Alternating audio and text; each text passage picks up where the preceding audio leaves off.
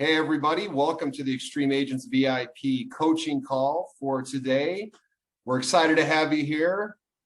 Today, we are, Jesse, how are you doing? I know you're a little under the weather, but I'm glad you're here, buddy. Trucking along, man, trucking along. Awesome. Well, we won't make you talk too much more than you have to. Today, we're going to talk a little bit about something that is kind of a little bit of a struggle right now for a lot of agents, including myself. Working with buyers right now, there's some challenges, and those challenges are because the market is such a seller's market. Obviously, everybody's running into the same situation where all the good properties, or just about all of them, period, are getting multiple offers. And anytime a buyer's making an offer that you're working with, they're typically going to be up against at least 3, 4, 5, 10 other offers. So it makes it tough. So right now, we're going to talk a little bit about that and give you some ideas and some things that you might be able to use to help you get through those scenarios a little bit easier. So the first thing is, Jesse, the mindset checkup. And, I talked to a newer agent that might be joining us here yesterday. And basically, one of the first things she said was, well, I've got this seller that I'm working with, and they have to buy a property, and I'm not really sure what to do or how to help them. I said, well, that's interesting. That's very common right now. I have a couple of clients like that as well, that want to sell, and they want to buy, and they have to sell their property at the same time. So, the first thing I would say is, don't get a negative attitude about that. I've been in the real estate business as an agent for 15 years or so. And during that time, I've seen a lot of shifts in the market. And I will tell you guys that since, in the last 10 years, since I've been doing this, at least, I've never seen a market like this here in Illinois. There's really never been a time when you pretty much know for sure a property, when it comes on the market, that it's going to have multiple offers, and just about, anywhere in the suburbs, just about. The city's actually a little bit different right now, but we're not going to get into that. So this market is very abnormal, so to speak, and it won't last. I can guarantee you this is a temporary thing. Now, how temporary? I don't have a magic ball. I can't predict that. But my experience tells me that it could change tomorrow. It could change next week. It ebbs and flows. Some weeks or some months, we'll see a slowdown, even in a very, very hot market. So my opinion is, do what I've been doing lately. And you listen, I can't say that I'm right or wrong here, but I'm going with my gut on this. I'm working with a buyer that keeps on looking at properties. They're not like a long drive for me, so it's not a big inconvenience. I really want to help her find something. We've been working together now for probably 3 or 4 months. We've had offers on 6 or 7 properties. She's lost out on every one. She's very realistic about, going 15 to 20,000 over list price. We're probably missing out on every property by less than $5,000 because we've seen some of them close. But I know for a fact that at some point here, and probably in the next couple of weeks or month, there's going to be a little bit of a slowdown, and that's when I want to have an offer in for her. And I'm already starting to see that a little bit. So, study the data with confidence. People buy homes every single day. Their sole offers getting accepted. That's true. So let me give you an example. Today, or yesterday, I went and showed her a house, and she didn't really like the house that much, but she may or may not write an offer. I don't think she's going to. But there was another house that she saw in a open house this weekend without me, and she wanted me to look at the comps. And I looked at the comps, and surprisingly, the house, house has been on the market 8 days, but it's like at least in my opinion, even with this market, it's $30,000 overpriced. So by doing that and pulling up all the comps in the area, I actually found a couple other properties that were more reasonably priced that haven't sold yet that she did not see. So, you know, don't just give up and assume that the market's so hot you're not going to find a house. You know, pull up the areas outside of the search you have set up with your client and you know, look every once in a while to see what's available and just kind of keep your eye on things. I don't know if everybody knows this, but I'm going to share my screen real quick and go to my MLS. Bear with me. I wasn't prepared to do this. Jesse, I'm going to stop sharing yours and go to mine real quick. Yeah. And while you're doing that, just one of the critical reasons to protect your attitude is because they're going to feed off of that. And if you're giving up and you're projecting negativity, they're going to give up. They're not going to want to write a bunch of offers. So staying positive and hopeful and like, hey, I'm here to help you get your goal. That's going to make a big difference on whether they continue to write offers. Yeah. In my opinion also is just be honest with them. You know, we've looked at a lot of houses and sometimes when I see one that's just already priced too high and we know there's going to be multiple offers and I see some issues, I'm completely upfront with her and they appreciate that. You know, I think this property is a little bit on the high side already. You're going to need new windows in the next 5 years. The driveway needs to be repaved. You know, I'd be careful about going too high on this one. And they really appreciate that. And they're going to keep working with you through thick and thin when you give them your honest opinion. So don't be afraid to do that. So what I was going to say here is you can go into your MLS and customize this view over here. I learned this early on in my career, but I talk to agents all the time. They don't realize it's here. It's up in the upper right-hand corner. You can see market activity. You can customize the view. I don't know if you can see this or not, but you can put in the areas that you want to target. And then it will do a pie chart that resets either every day or every week or whatever. This is just a quick snapshot that you can look at to see the activity on every day, basically, when you go to your MLS. So you'll start to see, you know, right now, today we had 299 properties close, 260 go under contract, and 231 go on the market new. So that tells me there's just there's more going under contract than are coming on new, but hey, there's 74 that had a price change. All right. So there's 74 properties potentially that are overpriced that they did a price change on. So if this is in the areas of my client that she's looking, I'm going to click on that, go in here and just run down this list and see if any of these are, you know, match what she's looking for. We know A, that they didn't sell right away and they had a price change potentially, unless the agent just made a mistake. We know B, that there's motivation. They lower their price because they obviously want to sell. They know the market's good, but they want to sell. So this is an opportunity for you to take a look at something that just had a price change that might be in the area your client's looking at and capitalize on that for your client. So. And you know what, Steve, I've done that before. I've had clients that they're FHA or they don't have a very strong offer, right? They're not a strong candidate. And so I'd go through those price changes or even through some of the pendings, like the pending accepting backup offers. And I would contact those agents and say, hey, I got a good buyer, blah, blah, blah. You just have to be creative, right? And look for those other ways. Yeah, that's great advice, Jesse. The pending also, because there's, you know, contingent offers out there. And when people are bidding so high, sometimes they're not appraising. So, you know, maybe there's a handful of properties, you know, of an area that they're looking in specifically, and you look at the ones that are contingent and make backup offers. Maybe the other people pull their backup offer out or bought another property. So that's great advice. Yeah. Go ahead, Jesse. So yeah, Steve's already kind of talked about this, setting the expectation, telling them what the market's doing, showing them comps, showing them data trends. Really, it's very important that you don't waste your time with buyers, that you set the right expectation with them so you can protect your time as well. But I think one of the most important things is just educating people on the process. People sometimes don't know what to anticipate. And so they get surprised or like their offer is not accepted and you didn't prep them well enough. They're going to be angry at you.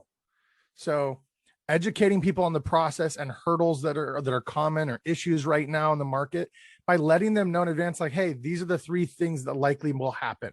That is going to help them feel a lot more confident when one of those 3 outcomes happen. They're not angry at you for like, oh, you gave me hope that my offer would get accepted, right? If you set that expectation, educate them, prompt them on what's going on, they're going to have a lot more confidence, and they're going to write more offers and get one accepted.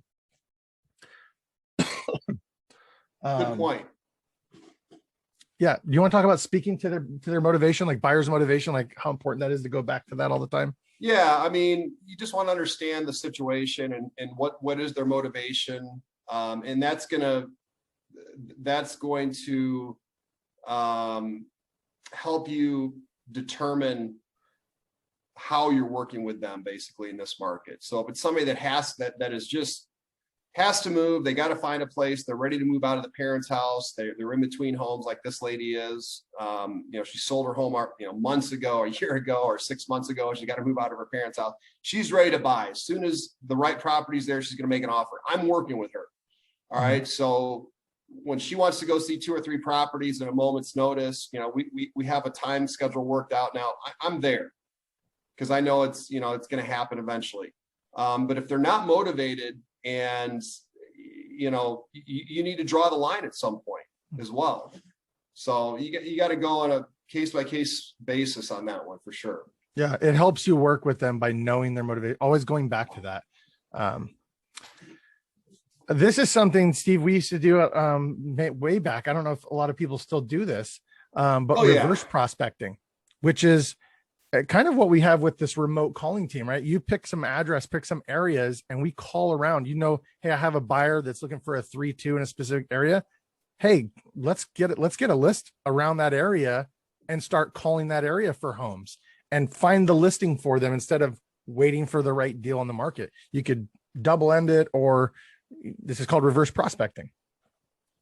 Yeah, and I've had agents recently call me and ask me, hey, do you have any properties going on the market in XYZ area? And he told me, he goes, yeah, I've actually had luck with that recently with some of the buyers I'm working with. There's, this has worked for me. So I've done that in the past. I haven't done that recently. I've done it a few times with this buyer I'm working with right now, but it does work. I mean, if you know an agent that does a lot of listings in that area, and even if you haven't worked with them before, just give them a call and say, hey, I've got a really motivated buyer. They're conventional, whatever. There's, no home sale contingency.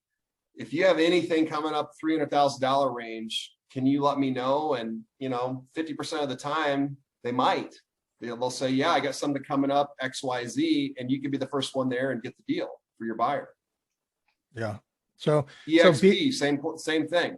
Yeah. Going to the Illinois. If you guys aren't utilizing Workplace, trust me, guys, I'm not Mr. Tech savvy either, but the longer I'm here at EXP and the more we're working remotely, with COVID and all this crap, man, Workplace is a powerful, powerful benefit that we have at EXP. You can go in there and there's the Illinois State Group. And if you wanted to refer let's say you wanted to refer a lease deal to somebody that you don't want to do, you can get it. You can give and get referrals in there all day long. You can also find out if people have, upcoming deals. I mean, even yesterday, there was a guy that has an off-market 48-unit apartment complex that he's only marketing, first for the first couple of days or whatever to EXP agents. So there's a ton of resources in there that people, you post something in there that you're going to get a response. Open houses, if you need to do open houses, whatever it is. There's a deal a year easily inside the brokerage network, easily, if you work it. For you, yeah, for any one of us, easily. Yep. Yeah, for any one of you. And then I think one of the things we often neglect is our database, like just talking to our databases. We're going to always say this, go back to your database and ask, who do you know that's thinking about moving? Because if someone's got a property, you could match them up with one of your buyers and it just falls in your lap. Yeah. In fact, Jesse, maybe on that note, remind me, I think what I'll do is send out a message to my database and just say I have a buyer that's desperately seeking XYZ if you know anybody selling. Yeah, I had this happen, and it was somebody that they were already connected to. It was like indirect connection, and they had written like 4 or 5 offers. This is like a couple of months ago, and it was like a friend of a friend in a church, and they found out, hey, they were selling. It was the same area they were looking, same size of home they wanted. They did the deal. The house never even went on the market. So ask buyers for listings, ask your network for your database for listings. So the reason why is they're always talking about it, right? They're always talking about real estate and buying. So they're having these conversations with people. So they're going to know people that are buying and selling.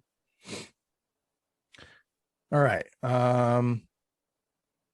This is something we've talked about a lot before, which is pre-qualifying.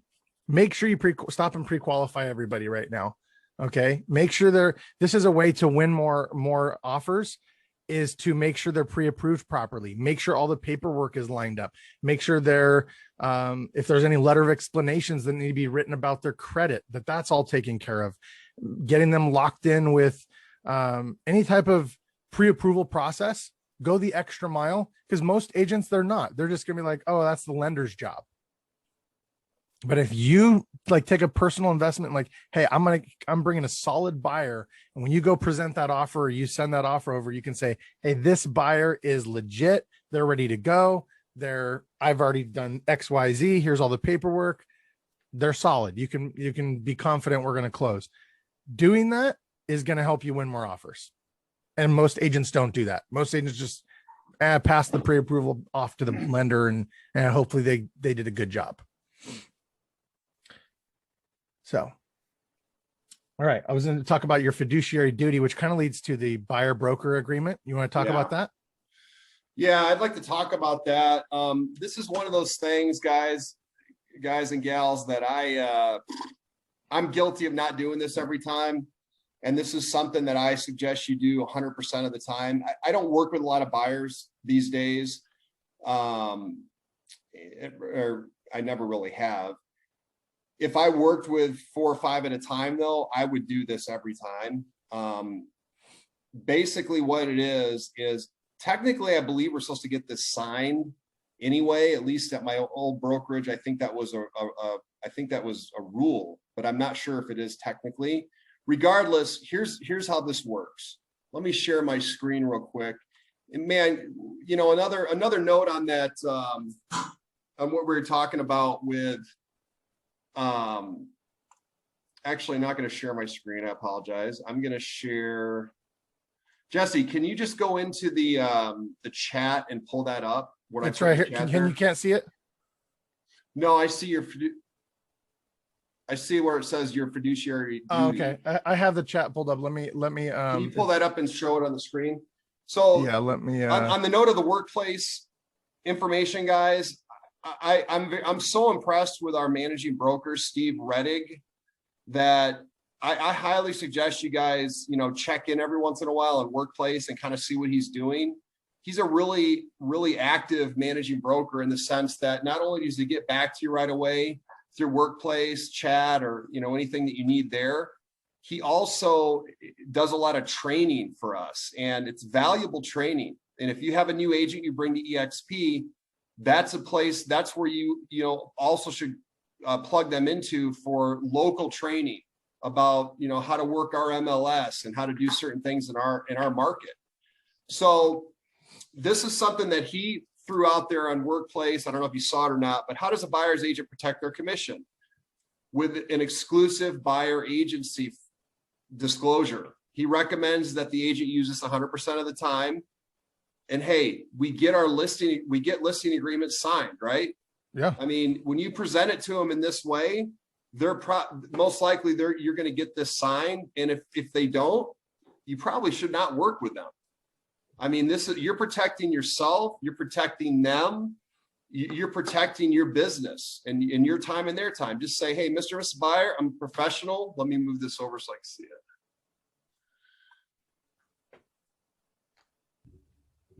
Sorry. All right. Mr. and Mrs. Buyer, I'm a professional and I work on contract. My real estate clients and I sign a contract, and this contract protects you as much as it protects me.